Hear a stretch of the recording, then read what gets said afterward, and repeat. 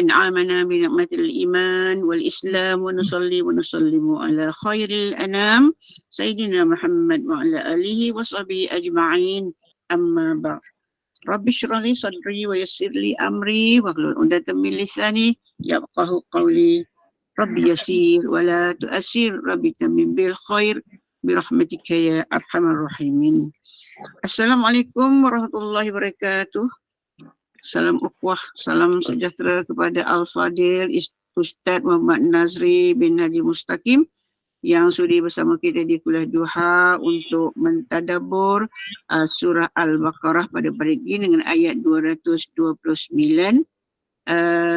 yang berusaha Puan Rosniati Mansur bersama dengan tim Kemalul Iman dan seterusnya kepada seluruh pencinta ilmu, pencinta kalamullah, muslimin, muslimat yang telah pun mengimarah kuliah daripada subuh tadi, yang mana yang belum lagi beredar. Jadi teruskan bersama dengan Ustaz. InsyaAllah kita dapat manfaat daripada ilmu yang disampaikan. Mudah-mudahan ada keberkatan kita bersama di halaqah ilmu pada pagi ini. Selawat dan salam atas junjungan Nabi Muhammad SAW, para sahabat dan ahli keluarga baginda. Jadi bagi memberkati kuliah kita, mari sama-sama kita membaca Ummul Kitab yang akan dipimpin oleh Al-Fadil Ustaz. Bismillahil Fatihah. A'udzubillahi minasyaitonirrajim. Bismillahirrahmanirrahim. Alhamdulillahi rabbil alamin. Ar-Rahmanirrahim. Maliki yaumiddin. Iyyaka na'budu wa iyyaka nasta'in. Ihdinas siratal mustaqim. Siratal ladzina an'amta 'alaihim ghairil maghdubi 'alaihim waladdallin. Amin. Amin ya rabbal alamin. Mudah-mudahan yang kita berada di halaqah ilmu pada pagi ini, mudah-mudahan Allah berikan kita keberkatan dan kita dipayungi oleh para malaikat bersama kita di taman ilmu. Jadi tanpa melengahkan masa, dengan segala sukacita dipersilakan yang berbahagia Al-Fadil Ustaz Muhammad Nazri Haji Mustaqim untuk terus mentadabbur surah Al-Baqarah ayat 229.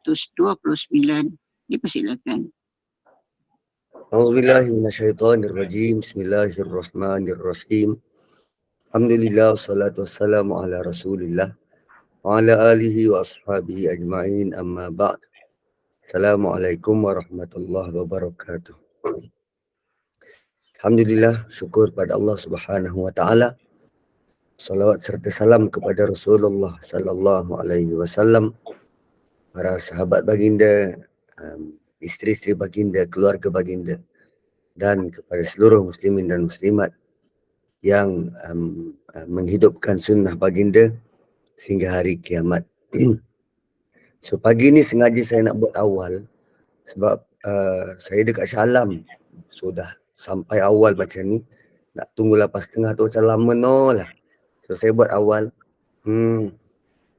Dan ya, suara masih belum normal, masih lagi batuk-batuk. Tapi apa pun, itu semua kan Allah yang beri.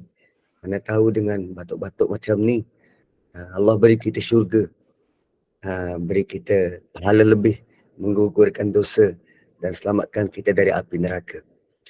So kita nak masuk ayat 229 tentang talak. Tentang talak. Pada ayat sebelum ini, Allah bagi tahu tentang ada perangai orang Arab ni yang bersumpah tak nak mendekati isteri dia. Sumpah tu dipanggil sebagai ilak. Ilak ni maksimum 4 bulan. Jika tidak, isteri boleh mohon pada mahkamah untuk pisah. Ataupun kalau menurut mazhab Hambali, automatik berpisah. Kemudian tentang talak, iddahnya berapa? 3 bulan 10 hari. 3 bulan 10 hari.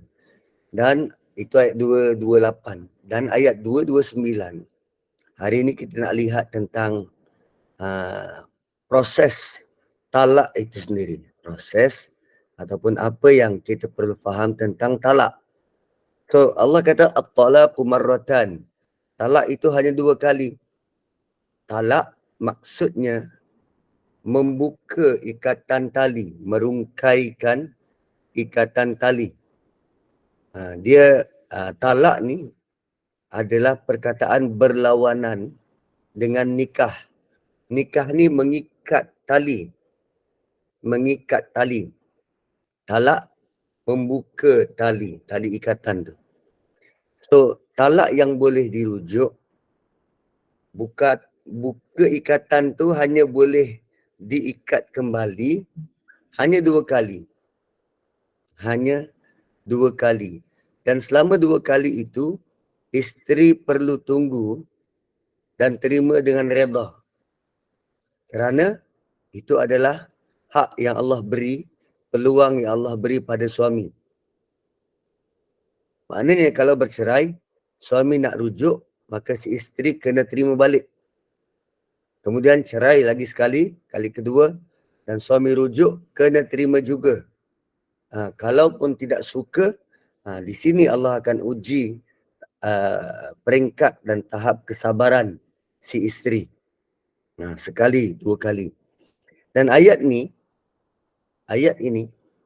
memansuhkan, ayat ini dia sebagai undang-undang baru kepada perbuatan masyarakat jahiliyah sebelum ini. Apa yang mereka buat? Kalau masyarakat jahiliyah sebelum ini, suami dia ambil kesempatan ceraikan isteri. Dan kemudian sebelum habis iddah, mereka rujuk balik. So mereka buat benda tu banyak kali.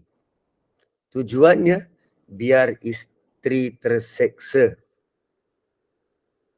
Sebelum ni mereka juga buat talak. Tapi talak mereka tu tiada had. Tiada had.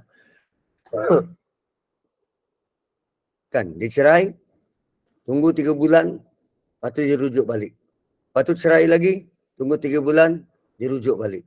Setahun, 2 tahun, 3 tahun, 4 tahun. Biar si isteri digantung tanpa tali. Kan, semana tu? Ui, tu kan sangat menyeksakan. Sangat menyeksakan. So, bila datangnya Islam, Islam letak had, letak batas. Hanya boleh 2 kali. Sama juga dengan undang-undang poligami, tuan-puan. Poligami bukan Islam yang perkenalkan. Tidak. Poligami sudah ada. Undang-undang itu sudah ada. Dicipta oleh manusia. Malah mereka berpoligami bukan 4 orang. Malah lebih daripada itu. Ada yang berbelas. Ada yang berpuluh. Berpuluh orang isteri. Islam datang memurnikan undang-undang tu. Dia letakkan had. Dia letakkan had. Kan asalnya orang boleh berpuluh, berbelas isteri. Islam datang letak 4 je boleh. Dia letak had. Waktu itu, waktu isteri ditalak, dalam iddah mana boleh kahwin lain? Dalam iddah mana boleh diurat dan mengurat? Mana boleh bertunang waktu iddah? Tak boleh. So isteri tak ada pilihan lain. Hanya tunggu suami dia nak rujuk ke tak.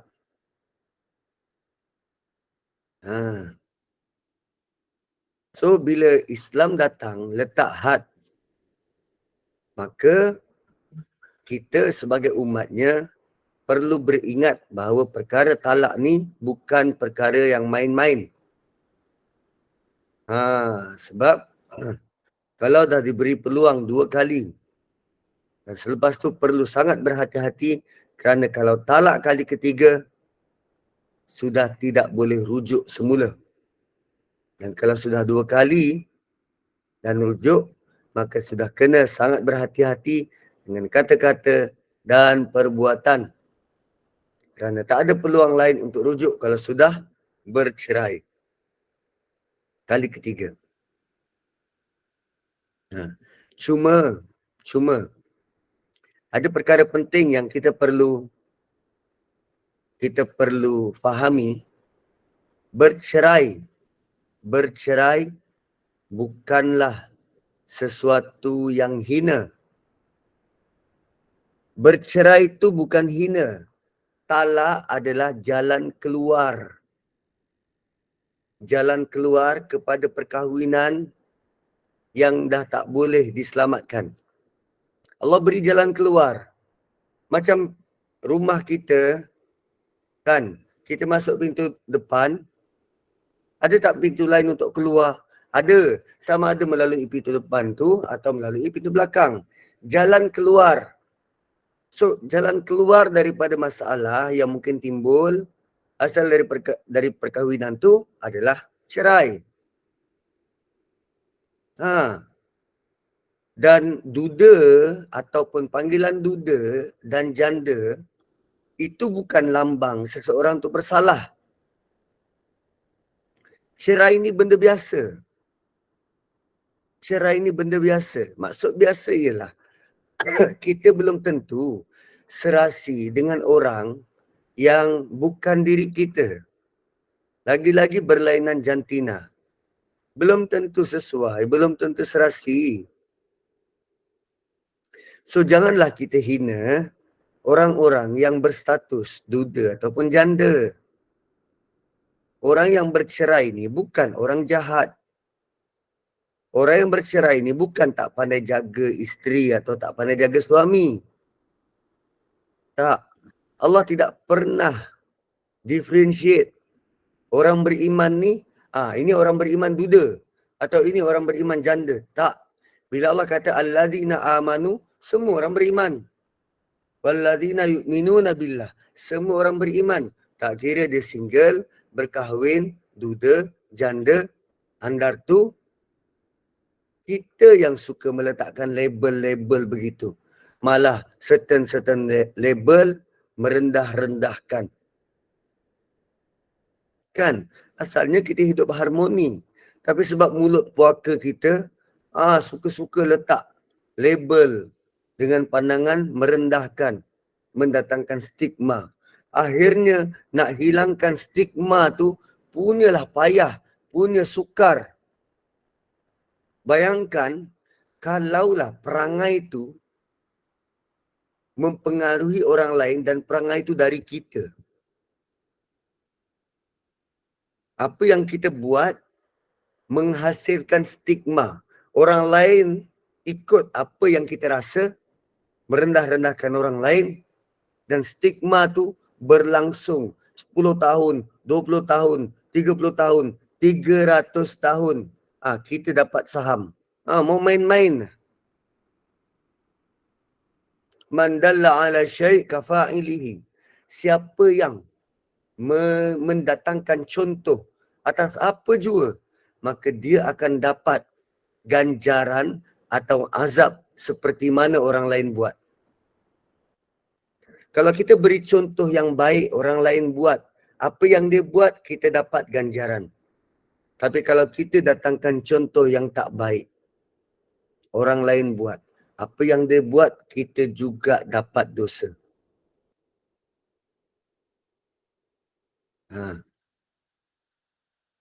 So jangan letakkan, jangan meneruskan stigma tu. Jangan meneruskan stigma tu. Dan kita perlu sedar, kadang-kala perkahwinan dia tak sesuai. Dia sudah menjadi tak sesuai bagi pasangan itu.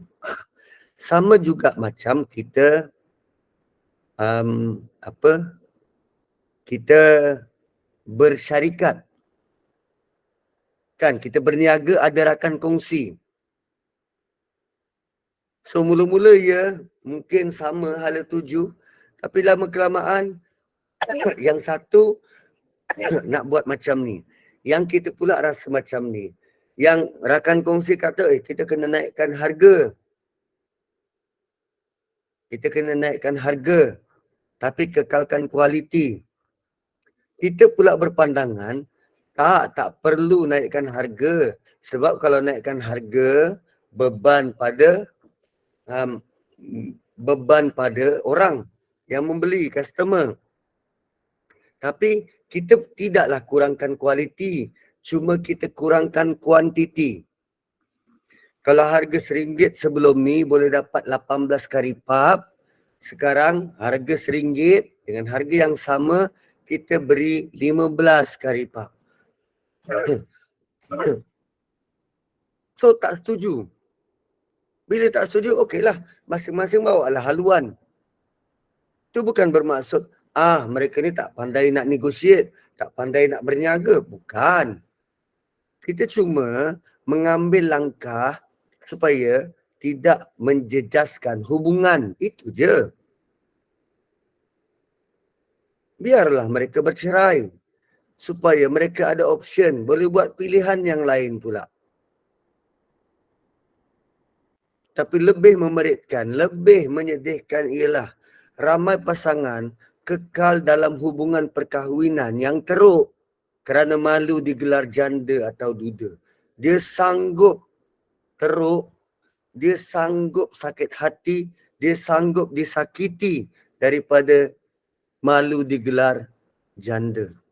Hubungan yang toksik. So kemudian Allah kata fa'imsakum bima'ruf. Bila dah talak, dia boleh rujuk imsakum bima'ruf. Dia boleh rujuk memegang terus dengan cara yang sepatutnya. Imsak tu pegang, masakah, pegang, sentuh. Bima'ruf dengan cara yang baik. Rujuk sekali, kali kedua. Maksudnya, bila dia cerai dan dia kembali kepada isteri dia, suami perlu layan isteri dia dengan cara yang baik. Kalau nak tahan, tahan dengan cara baik. Maka kena sedar sebab dah 2 kali cerai. 2 kali rujuk. Dan kenalah fikirkan kenapa bercerai kali pertama. Kenapa rujuk dan kenapa cerai kali kedua. Kenapa rujuk. Dan kalau ada problem in between, perlu dapatkan jalan untuk selesaikan. Sebab kali ketiga tak sama dengan yang 2 kali itu. So fa'imsakum bima'ruf, pegang dengan molek, pegang dengan baik, au tasrihum bi ihsan, ataupun lepaskan dengan cara yang cemerlang. Cuba tengok bagaimana Allah pandu kita. Perkataan ma'ruf ni selalu kita artikan sebagai buat baik. Dan perkataan ma'ruf lahir daripada kata arafah. Arafah ni apa? Tahu. So cara kita layan isteri kita adalah berdasarkan cara yang kita tahu semua orang layan isteri masing-masing. Jangan disakiti, jangan ditengking, jangan tinggi suara, atau ma'ruf juga bermaksud kita layan isteri kita sebagaimana kita tahu mak bapak dia layan dia. Sebagaimana kita tahu orang-orang yang dekat dengan dia sayang dan layan dia. Itu ma'ruf.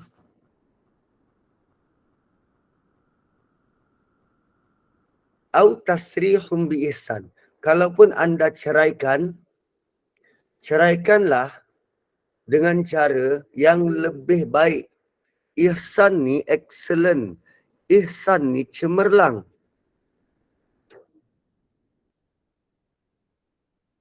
So, boleh saja suami dia melepaskan isteri dia, ceraikan isteri dia tanpa gantung, tanpa tali. Lepaskan dengan cara yang baik. Antara elok-elok dekat rumah mertua. Bincang elok-elok. Jadi kawan baik. Kan? Sebab bila habis iddah, barulah isteri dia boleh kahwin lain. Jangan diungkit-ungkit. Jangan disakiti. Jangan disindir. Jangan tahan hak dia. Selagi mana hak dia wajar dapat nafkah, berilah dia nafkah. Allah guna perkataan ihsan kot. Ihsannya apa? Excellent. Dan perkataan ihsan sama perkataan yang diguna untuk kita layan mak bapak.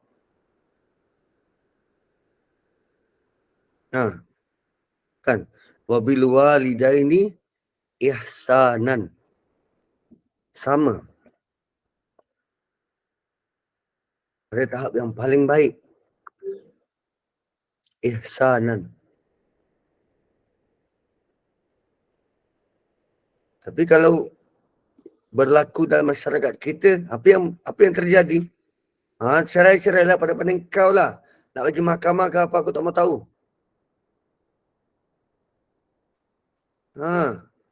Dia akan pastikan dia punya janda tu hidup tak aman. Malah disebarkan pula cerita-cerita. Rahsia-rahsia dalam selimut. Sedangkan arahan Allah ialah fa'imsakum bima'ruf atau tasrihum bi ihsan. Bercerailah dengan cara yang lebih baik. Kerana perkahwinan dan perceraian azim biasa berlaku dan tidak semestinya satu pasangan itu serasi bila dah berkahwin. Sebab kadang-kala bila bernikah baru tahu perangai masing-masing. Dan undang-undang ini ditulis oleh siapa? So jangan derhaka pada Allah. Jangan derhaka pada Allah. Jangan keluarkan kata-kata nista pada pasangan. Ada yang hina-menghina, kutuk-mengutuk, kasih sakit. So lepaskanlah dengan cara yang baik. Bukankah korang pernah hidup bersama? Jangan burukkan keluarga, jangan burukkan isteri, jangan burukkan suami, jangan jaja kisah perkahwinan korang. Jangan aibkan kesalahan dan keburukan, termasuk bekas pasangan kita, walaupun sudah bercerai. Kan? Jangan bunuh karakter, jangan potong jambatan antara keduanya.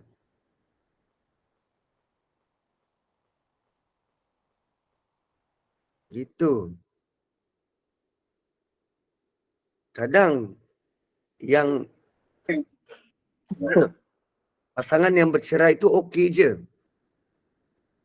Tapi bila dia diburu oleh wartawan. Bila dia diburu oleh wartawan ditanya, yelah dia artis, bila dah bercerai mesti wartawan ni nak tahu kenapa bercerai. Tak perlu disebut, tak perlu diperincikan. Sebab orang beriman tahu mana yang baik, mana yang tidak. Maka jangan halau isteri tu dari rumah. Suruh balik rumah bapak dia sendiri. Dan bayangkan kalau mak bapak dia tak nak terima, memalukan keluarga, usia muda jadi janda, tak pernah jaga suami. Akhirnya perempuan tu jadi selai sepinggang, tak tahu nak bergantung pada siapa. Maka orang yang macam ni dia akan rasa apa? Dia akan salahkan agama. Teruk betul jadi orang beragama ni.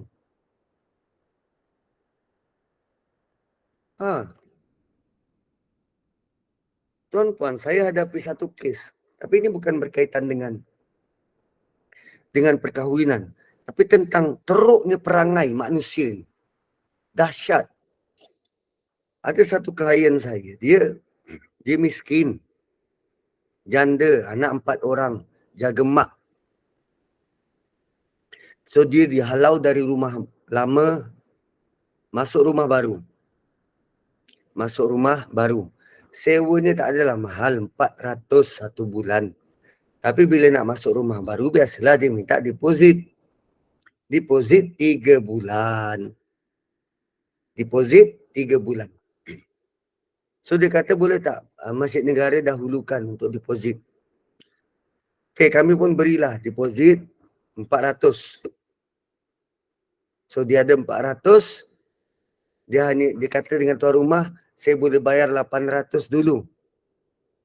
Tak, dia minta 1,200. Saya boleh bayar 800 dulu. Yang baki 400 dia cuba usahakan. Sebab dia baru kerja, baru mohon zakat daripada wilayah. Tengah tunggu kelulusan. Dan sekarang dah lulus dah. Okay. Kemudian dia masuk hari itu 1 hari bulan.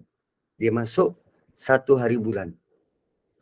15 hari bulan, tuan rumah dah minta baki deposit 400 dan sewa 1 bulan 400. Sedangkan orang tu baru duduk 15 hari.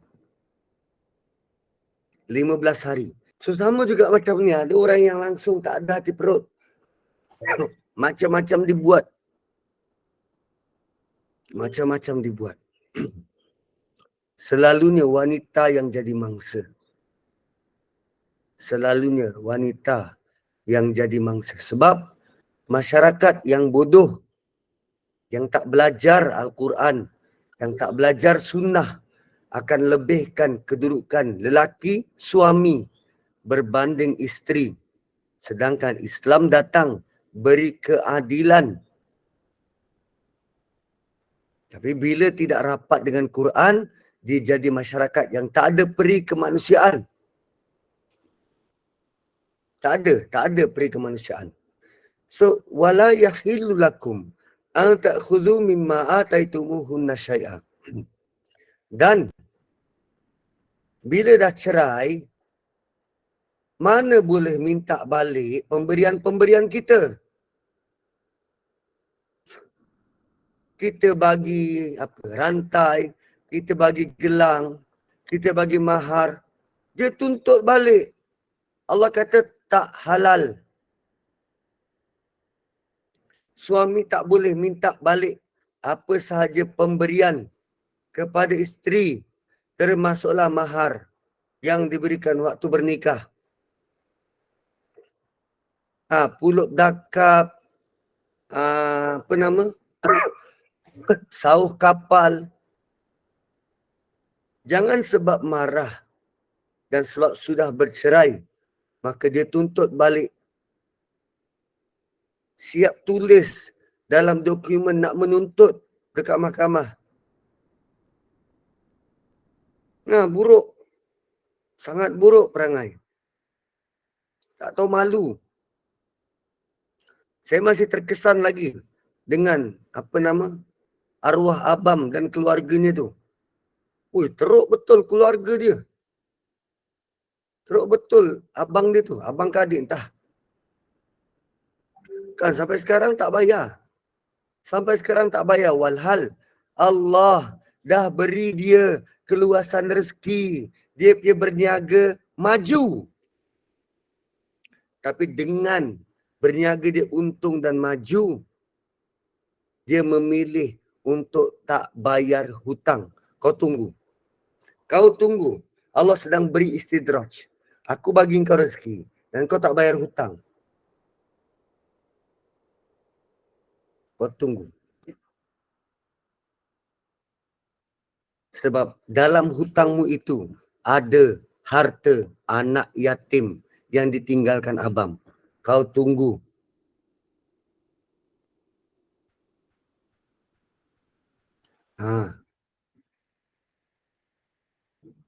Allah kata apa? Mereka-mereka yang makan harta anak yatim, innama ya'kuluna amwalal yatama zulman. Innama ya'kuluna fi butunihim nara. Allah tak sebut langsung balasan di dunia. Tak. Allah kata siapa yang makan harta anak yatim secara zalim, dia sedang makan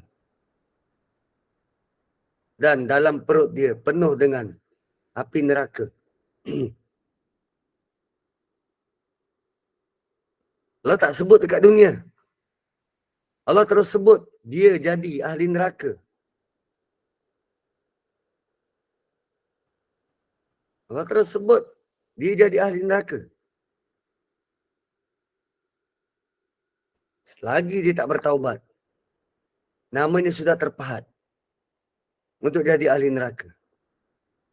Tapi adakah peringatan tu beri kesan pada dia kalau kita bagi tahu sekarang? Yang dia tahu, aku untung kot. Hutang ikut aku lah, nak bayar bila? Kan?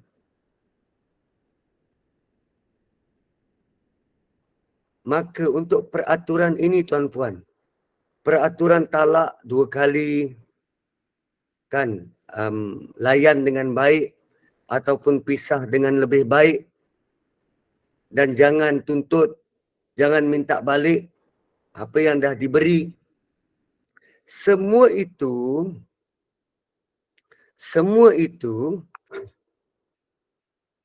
tidak terjadi. Maksudnya benda ni boleh dilaksanakan kalau kedua-dua mempelai, lelaki dan perempuan,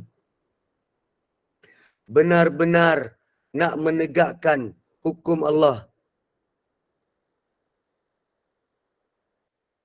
Orang hanya boleh patuh talak 2 kali. Orang hanya boleh patuh layan isteri dengan baik. Orang hanya boleh patuh kalau bercerai pun bercerai dengan baik. Orang hanya boleh patuh tak tuntut itu dan ini, harta dan pemberian kita pada isteri. Orang yang boleh patuh tu hanyalah orang yang di hati dia takut kalau dia tak boleh tegakkan hukum dan aturan Allah.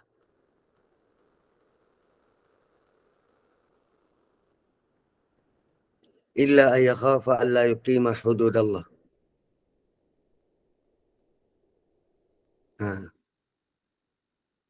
Gitu. So, selain daripada talak, kita ada hukum yang kedua, nama dia khuluk. Khuluk ni apa? Tebus talak. Kalau talak kuasa suami, khuluk kuasa isteri. Tebus talak. Khuluk. Contohnya macam ni. Katalah suami tak mau cerai. Tapi isteri nak bercerai. Suami tak nak cerai, mungkin dia nak tahankan reputasi dia. Ialah ustaz kot, mufti. Malulah kalau dia bercerai. Tapi isteri dah tak tahan. Isteri dia nak juga bercerai. Isteri dah tak sanggup nak tinggal dengan suami. Tak kisahlah apa pun sebab. Sepatutnya isteri kena taat pada suami. Tapi kalau dah tak suka, dia lebih khuatir dia akan buat sesuatu yang melanggar syarak. Melanggar syarak. Dia takut dia jadi isteri yang nusyus, yang derhaka. Maka Islam beri dia jalan keluar. Dia ada ruang untuk minta supaya diri dia dilepaskan. Nama dia khuluk. So kalau kes macam tu, isteri perlu bawa benda ni ke mahkamah. Dan mahkamah akan tanya, isteri sanggup tak bayar balik pemberian suami? Apa dia yang suami dia dah bagi, isteri kena bayar balik. Sanggup tak? Kalau dulu suami dia ada beri kebun, dulu buat loan rumah, suami bayarkan rumah atas nama isteri, sanggup tak pulangkan balik rumah kebun tu? Kalau kedua-dua setuju, maka khuluk boleh dijalankan.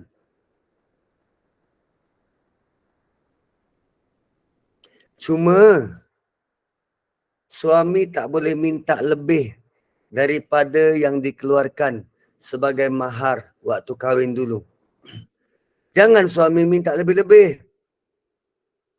Masa kahwin beri RM80. Bila nak cerai minta RM8,000. Wah. Tak. Apa yang diberi, itu yang diterima.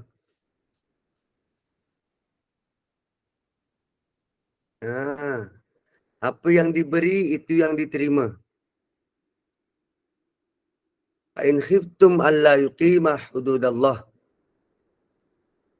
Sebab undang-undang ini terpakai kepada orang yang takut tak dapat tegakkan aturan Allah. Tadi, illa ayyakhafa alla yuqimah hududallah. Yang ini, fa'in khiftum alla yuqimah hududallah, kalau kamu takut, khawatir, tak dapat nak tegakkan hukum dan aturan Allah, fala junaha alaihi ma fi maftadat bih. Maka tak mengapa, tidak berdosa tentang bayaran tebus talak yang diberikan oleh isteri untuk menebus diri dia. Kalau mahkamah bimbang pasangan ini tak dapat jaga hukum, mahkamah boleh benarkan isteri pulangkan balik mahar yang diberikan untuk membeli talak suami. So isteri boleh bagi balik mahar, suami tak salah untuk ambil balik. Kalau tadi tak boleh tuntut. Sekarang kalau khuluk, ya boleh. Boleh tuntut ataupun boleh beri balik. Dan kemudian Allah kata, tilka hududullah. Inilah hudud Allah. Yang kita duk perjuangkan hudud. Hudud yang ni perjuangkan tak? Kan? Yang kita perjuangkan hudud tu, hudud yang ini ke? Atau kita cherry picking? Sebab kita punya parti digelar parti Islam, maka kita pun perjuangkan hudud yang kita faham. Sedangkan pada talak dan pernikahan ini juga hudud.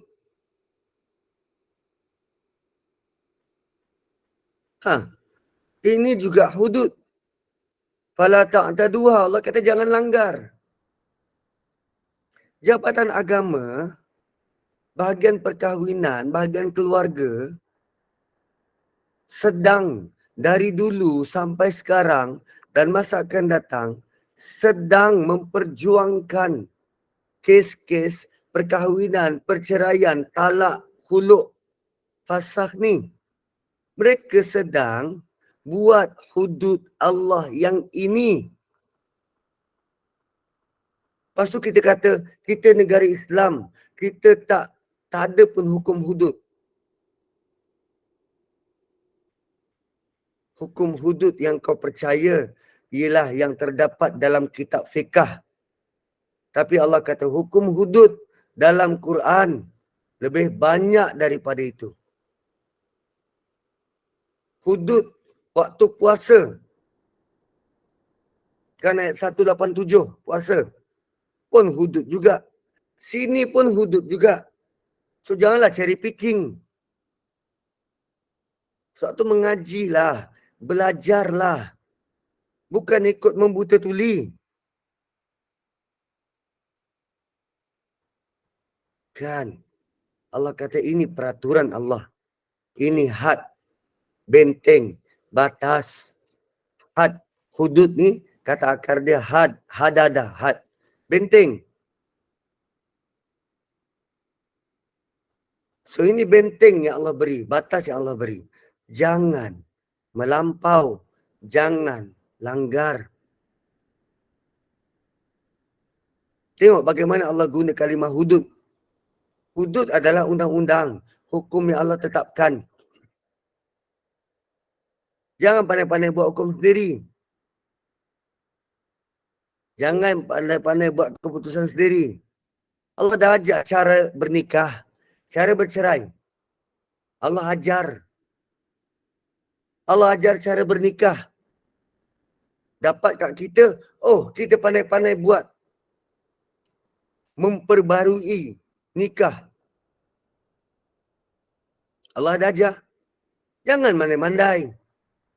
Jangan langgar.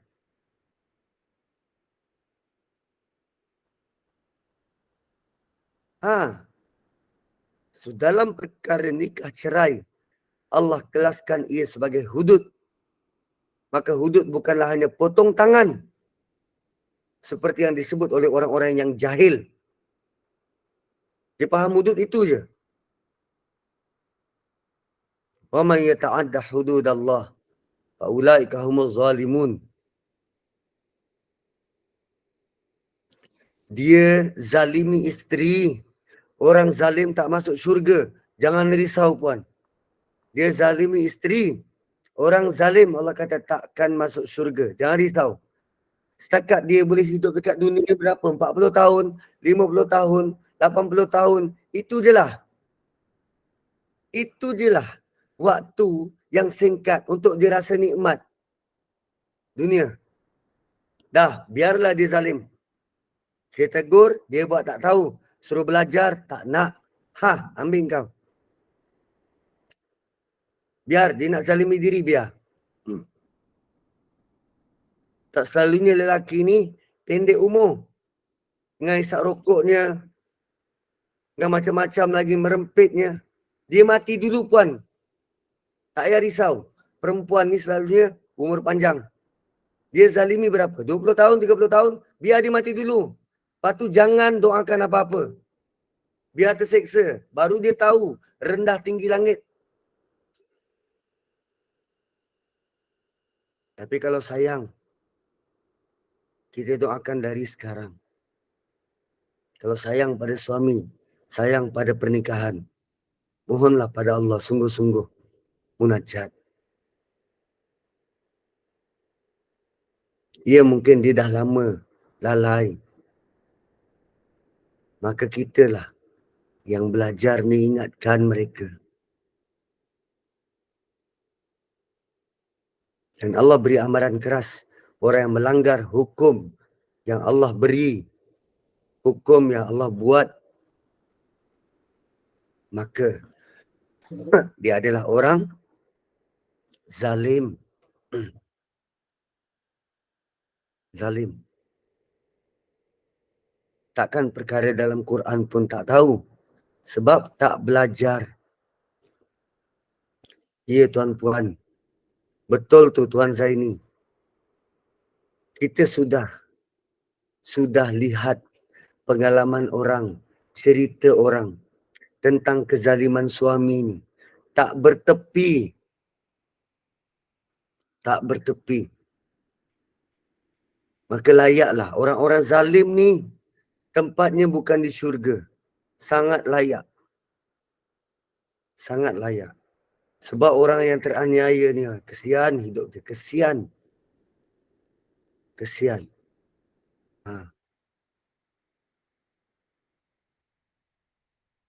So, kita nak masuk ayat 230. 230.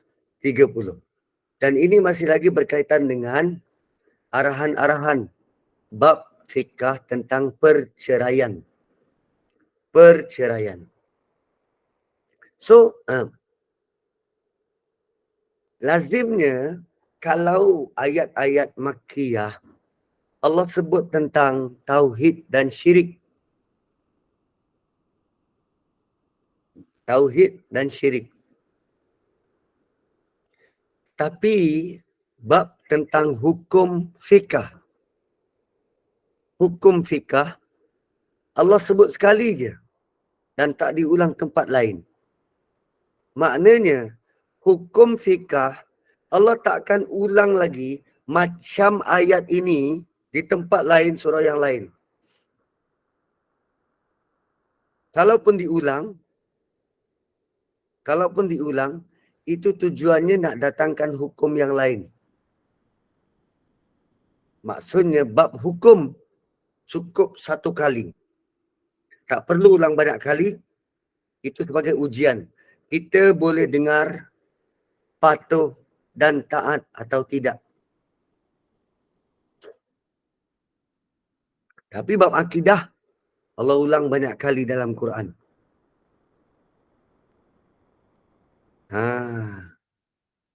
Kan? Sebab tu kita yang belajar Quran, kita akan jumpa tentang akidah, tentang tauhid berkali-kali. Tapi dalam pelbagai cara. Tujuannya supaya kita lebih kenal Allah. Lebih tunduk, lebih sedar akan nilai kehambaan. Allah ulang berkali-kali supaya kita boleh faham, supaya kita boleh tahu pengajaran akidah tu sampai masuk ke hati. Maka akhirnya kita tak ada alasan bila berhadapan dengan Allah, entah tak tahu, tak pernah belajar, tak pernah dengar. Sebab bab akidah diulang banyak kali.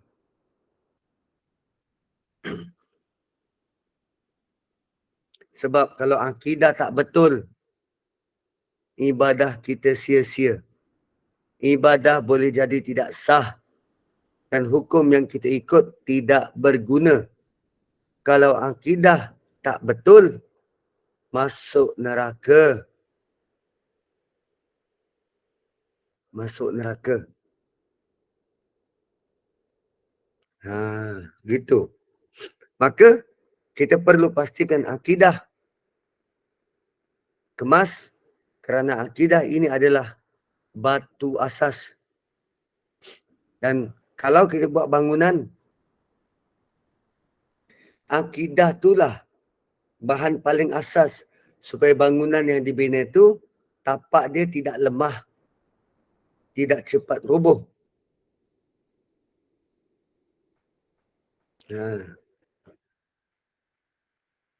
Dan menariknya, hukum fiqah Allah sebut dengan ringkas supaya kita boleh rujuk Nabi dan lihat perbincangan ulama tentang perkara itu.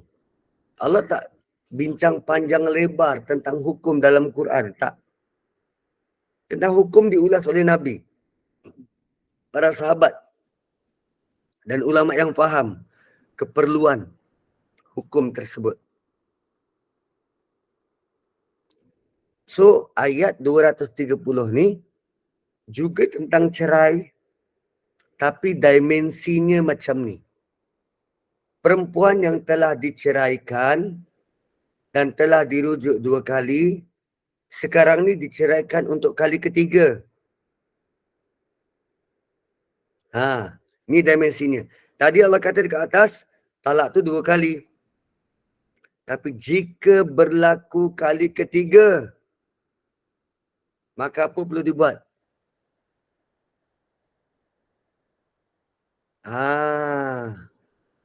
Maka apa perlu dibuat?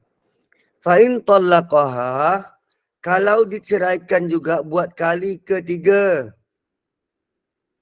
fala tahillu lahu min ba'du.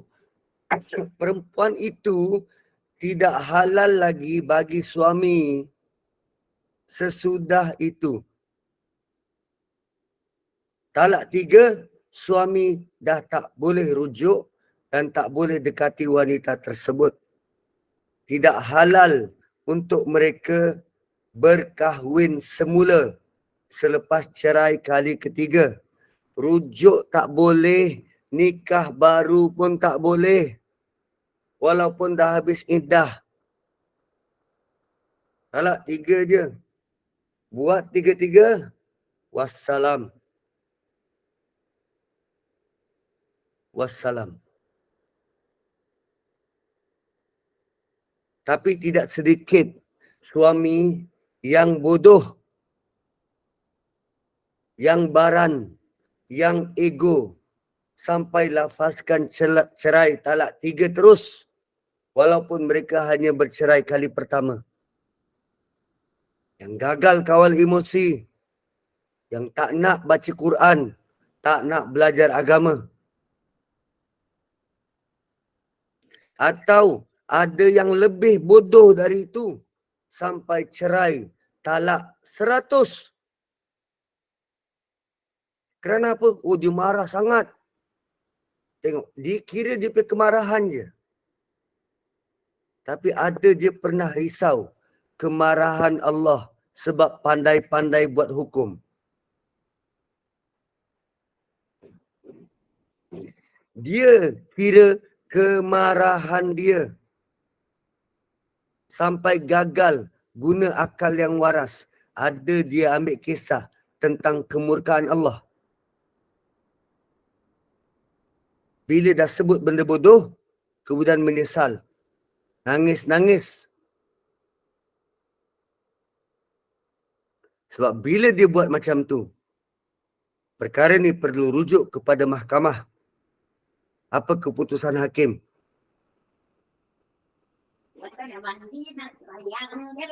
Ada. 100,000 ada.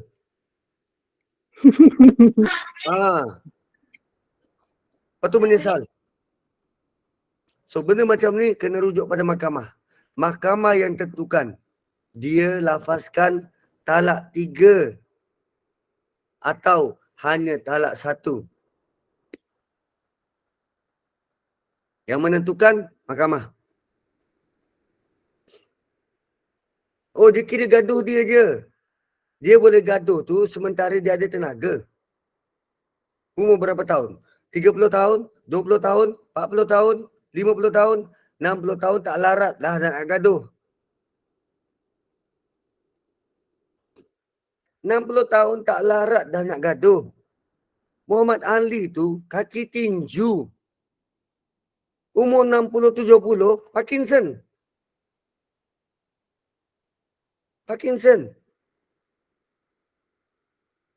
Mujur, Allah pandang dia dengan rahmat.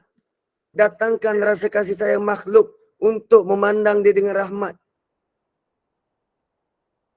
Mike Tyson, kaki tinju. Tapi sekarang, mujur Allah letakkan rahmat supaya makhluk-makhluk dekat sekitar pandang dia dengan kasihan. Kalaulah dahulu, na'udzubillah, kalaulah dahulu dia pernah menganiaya, menzalimi orang. Dan sekarang dia dah tua.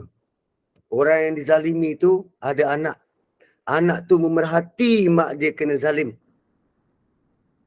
Anak tu nanti kahwin, ada cucu. Dia bagi tahu cucu. Dia bagi tahu anak dia. Engkau pastikan. Nanti kau dah besar, kau cari orang nama ni. Siapa? Ni, atuk dia yang zalim dulu. Kau cari, tak kiralah dia kat mana, merempat ke apa. Abah nak engkau tinju dia. Jangan kesian. Tinju dia, biar dia rasa. Dulu, dia duk tinju mak. Duk letak kaki atas kepala. Pukul mak, pukul perempuan. Allah boleh balas. Hilangkan sifat rahmah makhluk terhadap dia. Tapi sewaktu dia berkuasa, sewaktu dia gagah, dia tak pernah kisah. Tapi tak kala dia lemah, baru nak nangis-nangis, tolonglah aku insaf. Yelah, engkau insaf perkataan kau. Aku punya hati, nampak mak aku kena pukul. Belum reda. Ni aku balas balik bagi pihak mak. Kau insaf okeylah, aku tak kisah kau insaf tak insaf. Sekarang dosa kau pada mak, aku nak balas balik.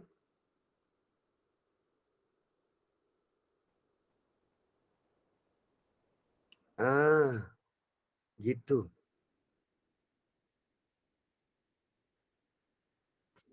So ini kes dah cerai, talak 3.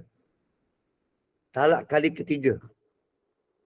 Dan habis iddah, tak boleh kahwin. Hatta sehingga tankiha isteri tankiha zaujan ghairah, sehingga isteri berkahwin dengan suami lain. Pasangan tu tak boleh kahwin sampai bila-bila, sehingga isteri tu berkahwin dengan suami lain dan kemudian suami baru dia ceraikan dia.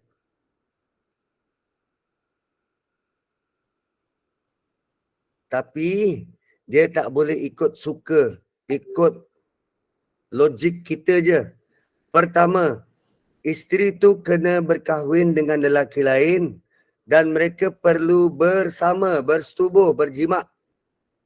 Kerana kalimah tankiha itu maksudnya bersetubuh. Dia bukan setakat akad nikah. Itu yang pertama. Yang kedua, suami baru kena ceraikan isteri dia. Yang ketiga, itu pun kalau isteri, bekas isteri tu nak kahwin balik dengan suami lama. Kalau isteri tak mau kembali kepada suami asal, suami itu tak boleh paksa. Ini bukan kes rujuk, tetapi nikah baru. Sebab tu perlu jaga hati, didik hati, bersihkan hati supaya kita tak jadi panas baran. Supaya kita boleh berfikir dengan waras.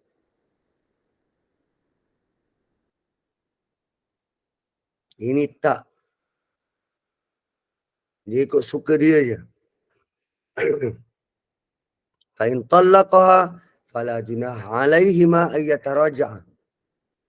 Setelah itu kalau dia diceraikan, maka mereka berdua, suami lama dan bekas isterinya, tidaklah mengapa untuk kembali. Pernah terjadi pada zaman Nabi. Seorang sahabiyah, sahabat wanita, berkahwin dengan suami lain. Dan bila diceraikan oleh suami kedua, beliau nak kembali kepada isteri pertama. Kepada suami pertama. Bila Nabi tanya, kenapa beliau nak kembali pada suami yang pertama? Wanita itu kata bahawa suami yang kedua tak mampu untuk bersama. Kahwin baru, rupanya suami kedua ni lemah mungkin. Mungkin mati pucuk mungkin. Tak mampu untuk bersama. Nabi kata tak boleh. Tak boleh. Kalau begitu, kalau dia nak kembali kepada suami yang pertama, dia perlu bersama dengan suami yang kedua terlebih dahulu. Tengok. Ingat, hukum Allah ni boleh diakal-akalkan.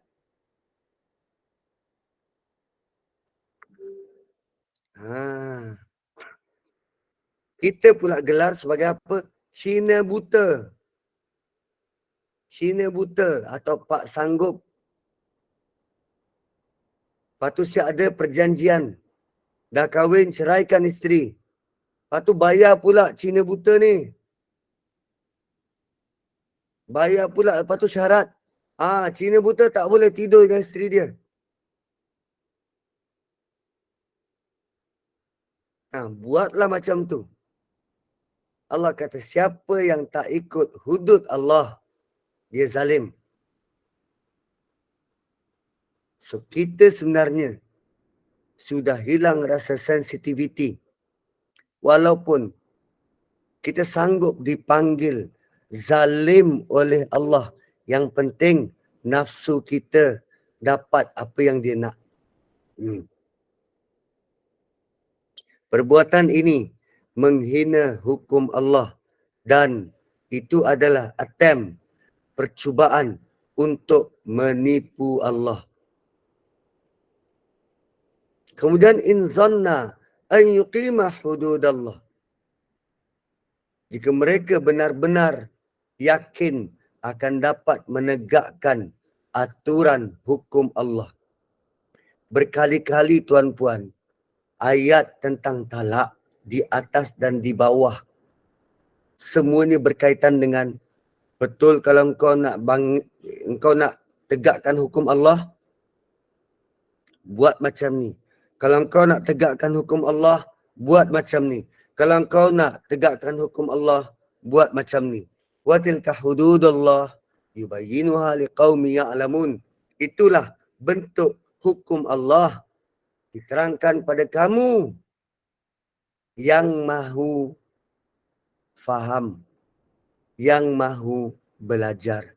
Talak tak declare, kau jawab dekat akhirat. Talak 1 dia tak declare, talak 2 dia tak declare, talak 3 dia tak declare. Lepas tu hidup dia asyik main talak, gila talak je. Asal gaduh talak. Dah 15 kali. Arahan Allah 3 kali. Lepas 3 kali, dia jadi terpisah. Tak boleh kahwin semula. Tapi dia dah buat 15 kali. Selepas 3 kali, mereka sebenarnya sedang berzina. Kau jawab depan Allah. Mereka berzina.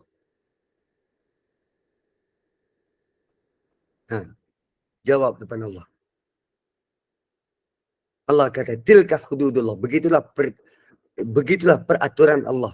Dan kami terangkan dengan jelas kepada mereka-mereka yang mahu merujuk Quran, mengambil pengajaran dan mencari jalan penyelesaian. Bukan ikut akal sendiri, bukan ikut nafsu sendiri. Syaitan tepuk tangan. Nikah kahwin buat main, asalnya halal, menjadi dosa zina. Dosa zina. Malah di hati dia tak rasa salah, tak rasa apa-apa. Satulah kita tengok perangai manusia. Sudah hilang. Peri kemanusiaan tu hilang. Simpati, empati hilang. Sebab hati sudah mula keras.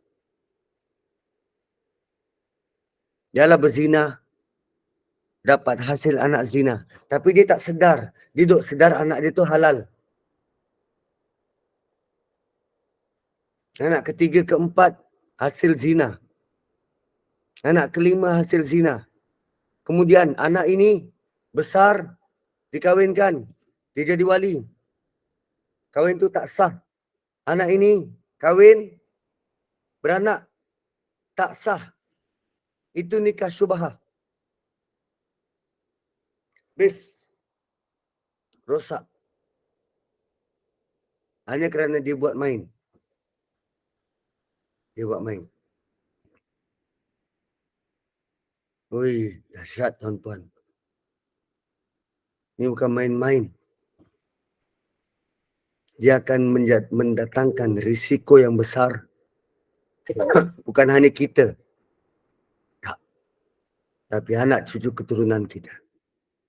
So, peliharalah status pernikahan tu.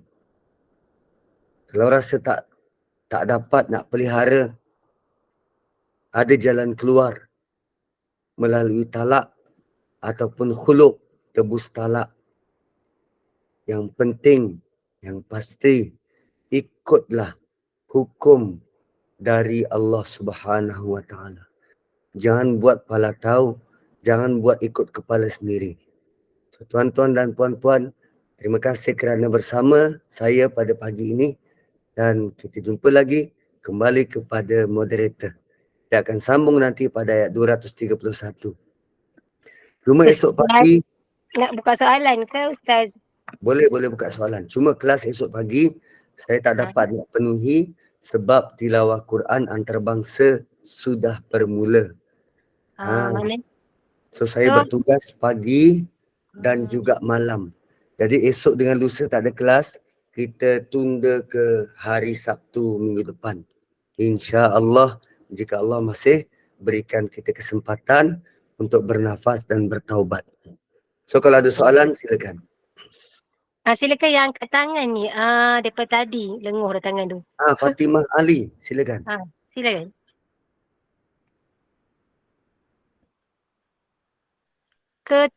Angkat tangan. Oh, totokan. Tertokan. Totokan Ustaz. Silakan Hajar totokan Zakia tu. ni pun angkat tangan. Sinar menyinariku Diana. Masya Allah nama. Silakan yang angkat tangan ni. Kau nak tanya, sila. Atau ramai sangat yang totokan ni? Dia totokan tapi tak ada kat situ Ustaz. Stres tak? Macam tu stres.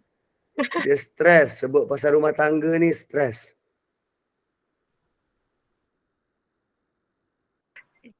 Okey, nak tengok ada soalan dekat Yelah, chat tak? dulu sebelum kita kahwin, waktu tengah bujang, kita rasa wow, bestnya lah kahwin. Boleh buat tu, boleh buat ni.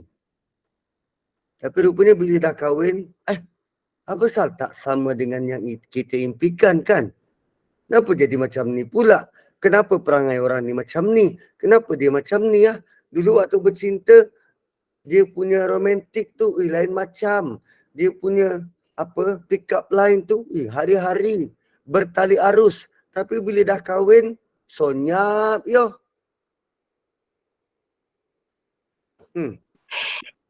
Tiba-tiba keluar bahasa negeri. Kan? Ustaz, Assalamualaikum Ustaz. Ya, Waalaikumsalam. Saya ada anak ditinggalkan ayahnya masa umur 10 tahun tak bagi nafkah. Sehinggalah saya tanggung anak tu kan sebab belajar semua hinggalah dia besar. Sehingga anak tu umur 40 lebih. Adalah anak tu minta pertolongan dengan ayahnya, minta IC semua. Tapi ayahnya suruh anaknya datang jumpa dengan dia. Tapi anak saya ni kata, dia macam kasih sayang tu tak ada, dia tak pernah jumpa lama, tak jumpa jadi dia macam segan, dia kata kenapalah, kata nak minta IC ya, kenapa kena saya pergi jumpa katanya. Dia yang tinggalkan saya dulu, jadi dia macam, saya tak tahu mungkin anak saya ni segan ke apa ke, dan tak tahu mana ayah dia duduk kan. Jadi anak ni tak nak pergi. Apa hukum anak saya tu Ustaz? Dia tak nak pergi jumpa ayah, dia kata dia, ayah dia yang tinggalkan dia sekarang nak macam nak merintah suruh jumpa ayah dia. Macam tu maksud saya. Okey. Sebenarnya apa yang Allah datangkan dalam Quran berbeza dengan apa emosi kita rasa. Selagi kita berstatus anak, kita perlu berikan ketaatan pada ayah dan ibu walaupun ayah dan ibu itu pernah menganiaya kita.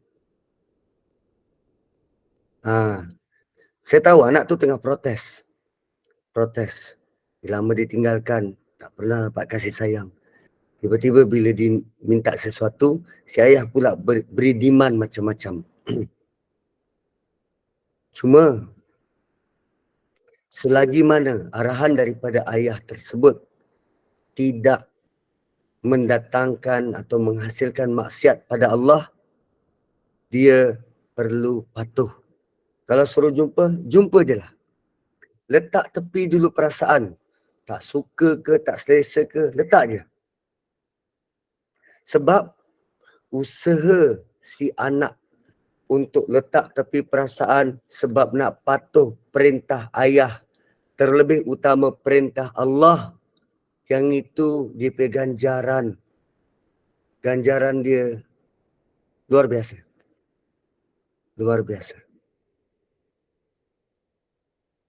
So sebab kita nak jadi orang beriman, kita nak jadi orang bertakwa. Dan orang beriman, orang bertakwa ni, dia punya fokus paling utama, macam mana aku boleh patuh perintah Allah.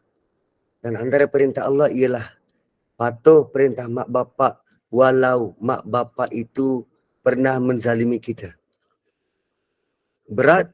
Ya, memang berat. Tapi kita nak syurga dan reda Allah tu. Bayangkan hanya dengan dia boleh settlekan urusan dia, dapatkan IC ke untuk settlekan urusan, dapat jumpa ayah. Walaupun tak ada emosi sayang ke apa, tak ada. Jumpa je. Allah redha. Dan Allah kata, engkau layak masuk syurga. What? Hanya dengan buat benda tu. Ya, barangkali boleh jadi.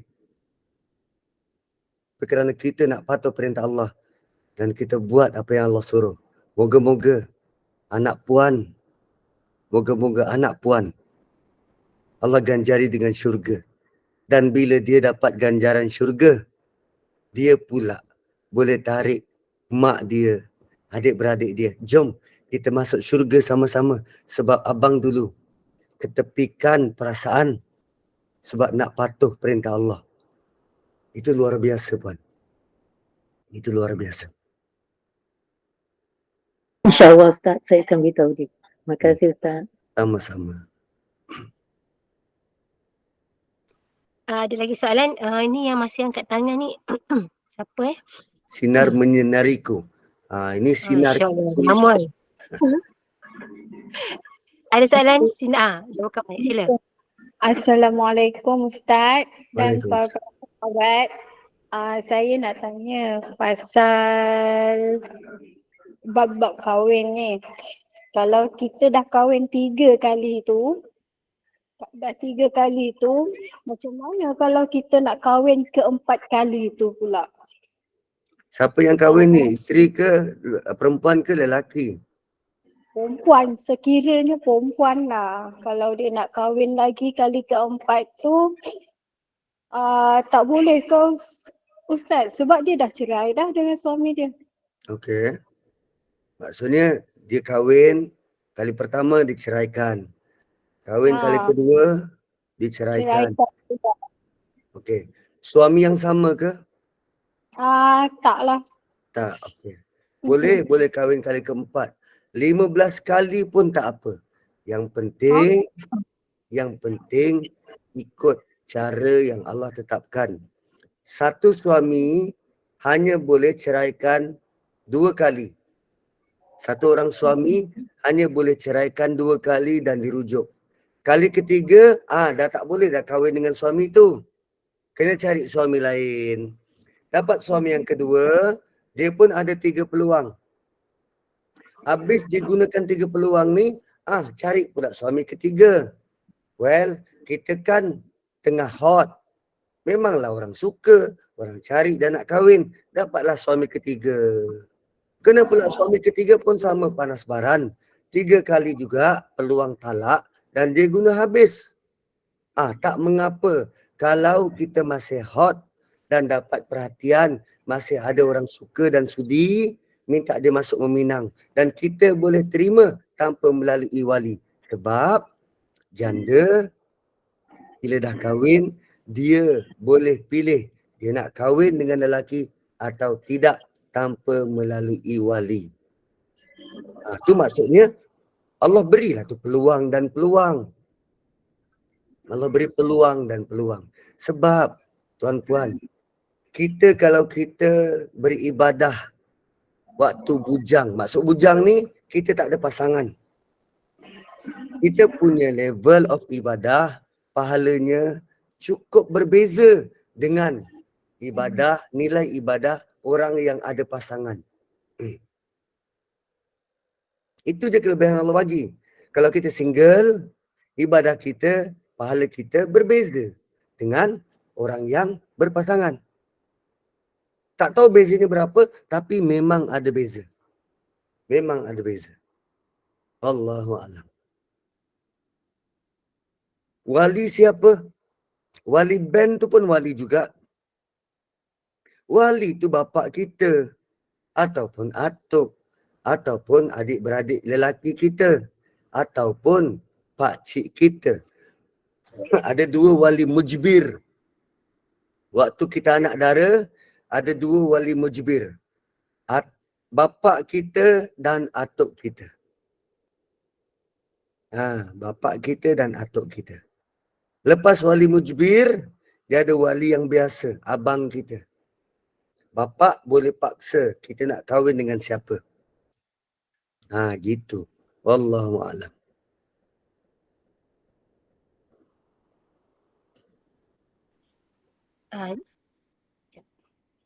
Jangan. Soalan dekat chat tu. Ustaz. Okey, suami saya Soalan dah kahwin lain 10 tahun. Sejak dia kahwin lain, tak pernah tidur sama. Tapi saya sabar. Bila saya dapat tahu dengan hidayah Allah, saya minta lepas. Sebab saya terlalu benci dan hati saya dah kosong. Dan dia tak nak lepas. Sampai sekarang, walaupun tak cerai, tapi pasangan saya dah hati saya dah 90% kosong. Berdosa ke saya bila saya teringat perbuatan dia? Puan, kenapa tunggu sampai 10 tahun?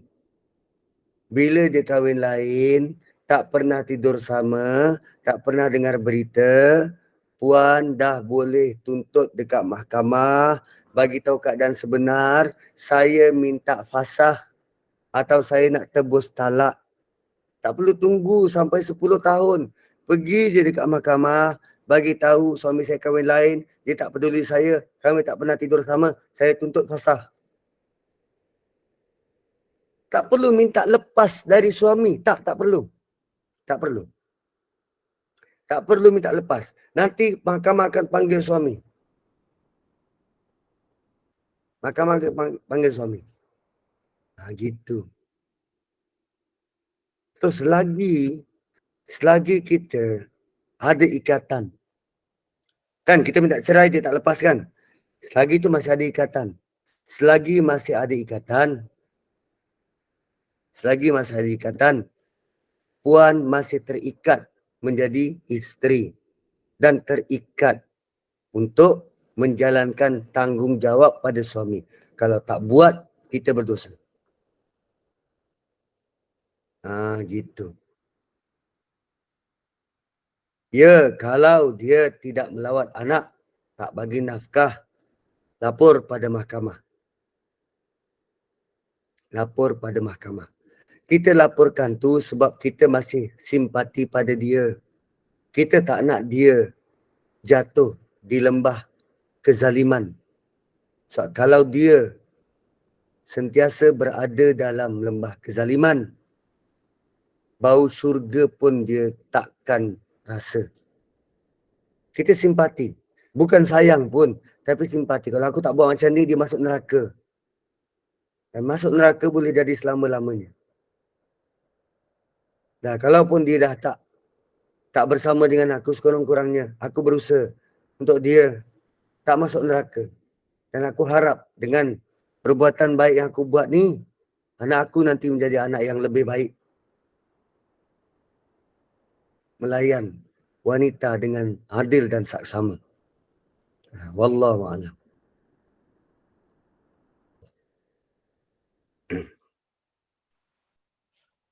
Baik. Ada lagi ke? Ustaz, macam mana pula kalau kes macam ni Ustaz? Contoh kan, sekiranya isteri tak taat perintah suami, dia isteri yang nusyus lah. Bila berselisih faham, suami tak boleh nak buat keputusan ceraikan isteri. Asbabnya, isteri tu kata, kalau kau ceraikan aku, bergelimpangan mayat anak-anak. Termasuk dia. Macam mana tu Ustaz? Apa suami patut buat? Report polis itu ugutan. Itu ugutan. Report polis. Biar polis handle. Tak boleh jadi isteri sudah gila. Dan pernyataan itu boleh menjadi sebab suami dapat hak penjagaan anak. Isteri sudah gila. Report polis. Itu sudah ada kes polis. Kalau isteri tu ada kad dari doktor yang dia pernah ada kes macam kelar tangan sendiri. Macam mana tu Ustaz? Itu lebih wajar. Okay. Sebab, yelah suami ada pilihan. Untuk merasa simpati, aku kena jaga isteri aku ni dengan keselamatan anak-anak. Kalau diri sendiri pun dia gagal nak jaga, macam mana dia nak jaga anak-anak? Tak gitu. So suami kena Istikharah lah. Sama ada nak kekalkan perkahwinan atau dia mengambil jalan keluar. Sebab ramai dah orang mental. Dia terlalu tertekan dengan hidup, jauh dari Quran. Lantas, panduan dia apa? Panduan dia kepala otak dia lah.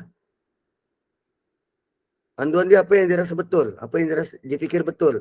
Akhirnya mental sebab gagal dapat panduan dari Allah. Yang mandu dia apa? Nafsu dia. Yang mandu dia apa? Syaitan yang membisikkan. Syaitan memang nak manusia ni porak-poranda. Dan kalau sampai ke tahap macam tu, suami kena firm buat keputusan melepaskan dengan cara baik. Atau kalau dia simpati pada isteri, dia jaga isteri dia yang mental. Tapi dia kena tangguhlah risiko-risiko. Keselamatan anak-anak, keselamatan diri dia. Gitu. Bayangkan kita tengah tidur malam, kena sembelih. Loh. Kan? Takut. Ha. Dan kalau dia ugut nak bunuh anak, janganlah. Tak tenang hidup kita. Ya, tak tenang hidup kita. Hidup ni banyak dugaan. Allah beri banyak bentuk dugaan. Ada dugaan orang yang orang dapat. Yang kita rasa, aku kalau dapat dugaan macam tu, aku tak boleh nak hadap. Sebab itulah Allah tak pilih kita untuk lalui dugaan tu. Tu Allah tahu kita tak mampu. Bila kita rasa macam tu, kan kita tengok dugaan orang lain, teruk. Dan kita rasa, kalau aku dapat dugaan macam tu, aku tak boleh hadapi. Maka sepatutnya yang timbul dalam hati kita apa? Ya Allah, bersyukurnya aku, ya Allah. Engkau beri aku dugaan yang memang ngam untuk aku dan aku boleh hadapi. Datangkanlah rasa syukur. InsyaAllah beri ujian ikut kemampuan hamba dia. Ya, betul juga. Isteri itu tak salah. Sebab dia sakit. Maka suami kena bagi rawatan. Cuma kalau suami pun tak tahu cara nak bagi rawatan, dia kena lapor kepada pihak berwajib.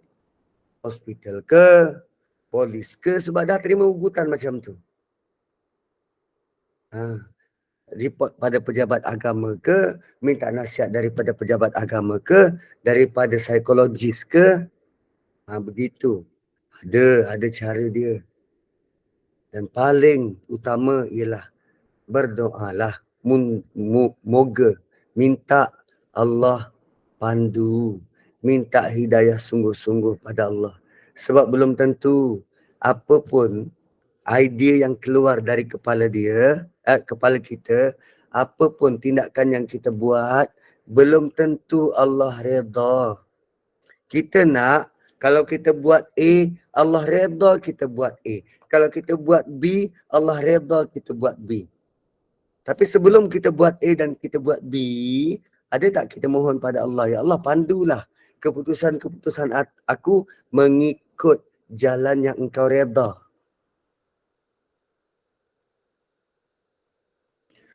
Kalau kahwin kali kelima tu pasti kahwin dengan Cina buta ke? Bukan. Kalau kahwin kali kelima, kahwinlah dengan suami yang betul. Carilah pasangan yang betul. Bukannya asal dia handsome, tangkap muat. Akhirnya kita akan jadi kahwin cerai. Cina buta ni fungsi dia, kalau kita masih sayang suami yang lama, tapi dia panas baran, dia cerai kita 3 kali. Tapi nak juga kahwin dengan suami yang lama, tapi dah tak boleh. Maka kita kahwin suami yang kelima, buat perjanjian. Okey, lepas you kahwin dengan I, boleh tak you ceraikan I? Tak apalah, kita bersama 1 kali. Itulah Cina buta. Sebab bila kita cerai, kita boleh kahwin dengan suami yang keempat. Begitu. Wallahu a'lam. Puan Salkia tu nak tanya senyap, angkat tangan. Puan Salkia silakan.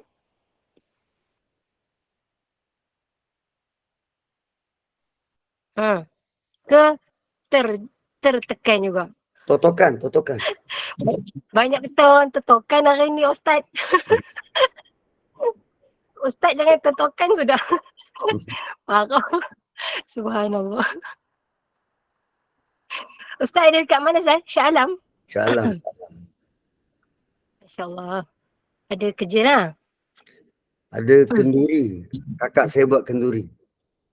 Oh, Masya Allah. Okey, baik.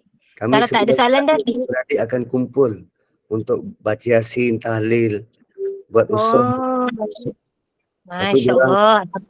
Diorang perlulah khidmat nasihat Imam Masjid Negara ni.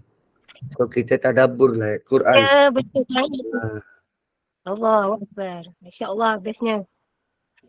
Allahu Akbar. Okey, kalau tak ada lagi, kita tutup lah. Okey. Tak ada. Sekejap saya cek dulu dekat ni. Okey. Tak ada, kita tutup Baik. Alhamdulillah. Jazakumullah khairan jazak Ustaz di atas perkongsian yang alhamdulillah saya rasa sangat-sangat memberi manfaat. Respon daripada jemaah juga, mudah-mudahan apa yang Ustaz kongsikan ini membuka minda kita, menjentik hati kita, membersihkan hati kita, memberi manfaat kepada kita. Mudah-mudahan bertambah kefahaman kita, mudah-mudahan Allah pemudahkanlah segala urusan kita, urusan keluarga kita. Apapun cubaan dan ujian itu semua datang daripada Allah, dan Allah juga yang menyelesaikan masalah kita. Cuma kita kena bergantung harap pada Allah Subhanahu Wa Taala lah. Terima kasih kepada tim Gemenur Iman, sahabat-sahabat pencinta ilmu yang mengimarahkan kuliah kita. Terima kasih kepada jemaah yang istiqamah dan selalu berinfak untuk Gemenur Iman. Moga dengan infak kita itu kuliah-kuliah di Gemenur Iman ni dapat diteruskan dan dijalankan. Teruslah berinfak, moga dengan infak kita itu Allah tambah nikmat, Allah tambah rezeki, Allah kurniakan kebaikan yang banyak. Amin ya rabbal alamin. Ustaz sikit bahan kuliah hari ini. Kuliah asal kita bersama dengan Al-Fadhil Ustaz Imam Farid bin Syari dengan Al-Wafi Hadis 40 Imam Nawawi pada pukul 5.30 petang. Kuliah maghrib kita kitab Riyadul Salihin bersama dengan Al-Fadhil Ustaz Muhammad Azhar bin Ibrahim Rasidi pensyarah USIM pada pukul 8.05 malam. Dan kuliah akhir kita, kuliah Isyak bersama dengan Al-Fadhil Ustaz Khairul Fahmi bin Muhammad Anwar pada pukul 9.15 malam dengan kitab Begitu Rupanya Kisah Nabi Adam dan bacaan surah Al-Mulk. Jadi teruskanlah bersama-sama dengan Gemenur Iman dengan kuliah-kuliah yang telah disediakan. Semoga memberi manfaat kepada kita di dunia dan juga di akhirat. Semoga dipermudahkanlah segala urusan Ustaz. Semoga yang tak sihat dikurniakan syifa, termasuklah Ustaz. Semoga sihat suara tu insyaAllah. Kita tangguh kuliah kita. Sebagai menutup majlis, mohon sekali lagi Al-Fadhil Ustaz untuk membacakan tasbih kafarah dan surat Al-As. Saya sudahi dengan wabillahi taufiq wa hidayah. Wassalamualaikum warahmatullahi wabarakatuh. Subhanakallahumma bihamdik. Asyhadu an la ilaha illa anta. Nastaghfiruka wa natubu ilaik. Wal 'asri innal insana lafi khusr illa alladhina amanu wa 'amilus shalihat wa tawasaw bil haqqi wa tawasaw bis sabr. A'udzubillahi minasyaitonir rajim. Bismillahirrahmanirrahim. Alhamdulillahi rabbil alamin. Wassalatu wassalamu ala asyrafil anbiya'i wal mursalin Sayyidina Muhammad wa ala alihi wa sahbihi ajma'in. Ya Allah, wahai Tuhan kami mengimpikan keluarga yang tenang dan bahagia, ya Allah. Dan kami juga mengimpikan kehidupan dan hati yang tenang dan bahagia, ya Allah. Namun ada kalanya ujian darimu datang menyapa. Ada kalanya kehidupan rumah tangga kami bagai dilanda ribut dan taufan. Apa yang kami mohon padamu, ya Allah, kurniakanlah jalan keluar daripada masalah yang kami hadapi. Kurniakanlah kepada kami panduan dan hidayah untuk menghadapinya. Kerana kami yakin dan pasti ianya datang untuk menguji dan agar kami dapat lulus ujian ini dengan ganjaran, redha dan keampunan darimu. Ya Allah, wahai Tuhan, semakin kami mengenali Quran, semakin kami merasa rindu dan takjub kepadamu ya Allah. Maka kekalkanlah rasa kerinduan, kecintaan dan ketakjuban dari kami kepadamu ya Allah. Rabbana atina fid dunya hasanah wa fil akhirati hasanah wa qina azaban nar. Sallallahu ala Muhammad wa ala alihi wa sahbihi wa baraka wa sallam. Walhamdulillahi rabbil alamin. Taqabbalallahu minna wa minkum.